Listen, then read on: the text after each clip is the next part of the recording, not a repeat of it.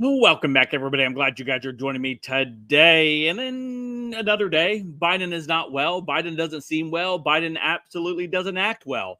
And this is just another clear example of this, of his anger issues as he snaps at reporters for reporting that, hey, you are behind. And many of these polls, the majority of the polls, except a few the outliers, are showing that you are behind in the country as far as the attitudes toward people who they decided are going to vote for. It looks like the majority of people are looking to vote for Trump in this election and change from the disastrous regime of Joe Biden. And he just can't handle those facts because of how far his brain has melted, probably because of the onset of dementia or other things. This guy is completely not normal. So before we dive into today's video, don't forget to hit that like button, subscribe button. If you're new here, thanks for joining me. Allow me to share some info with you. Hopefully you can share it with your friends and family. Smash that like button to 1,500 likes. If you like the content, like the video, you like the channel, you can check out some of my other videos on the channel. Maybe get caught up on some of the stories from this week. They're all on the channel. Check them out. Here's a link that you can check them all out at. All right, so let's go ahead and take a look at what we have. This is Joe Biden. He just got back from vacationing again, right? It's almost better if this guy vacations and stays away from the White House. It would be almost better. I don't know why people complain that this dude's always on vacation. Keep the guy on vacation.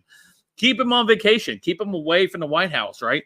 Anyway, he was on vacation. He comes back and he gets questions. Hey, you're behind in the polling. He's like, blah, blah, blah, blah. I'm surprised he didn't say something unaudible, but no one knew what he was talking about. This story coming to us from the Gateway Pundit.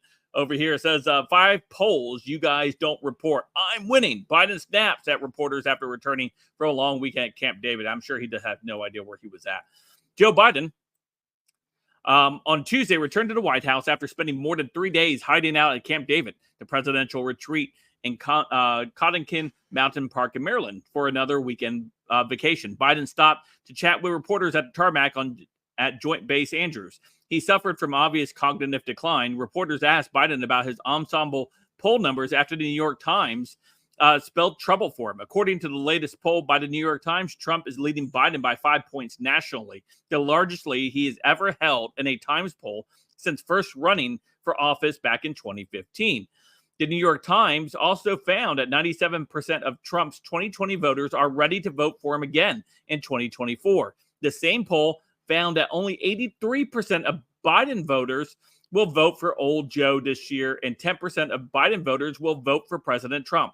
According to the latest Real Clear polling average, Trump holds a 2-point national lead over Biden, while also holding significant leads in a number of key states such as Arizona, Georgia, and Michigan.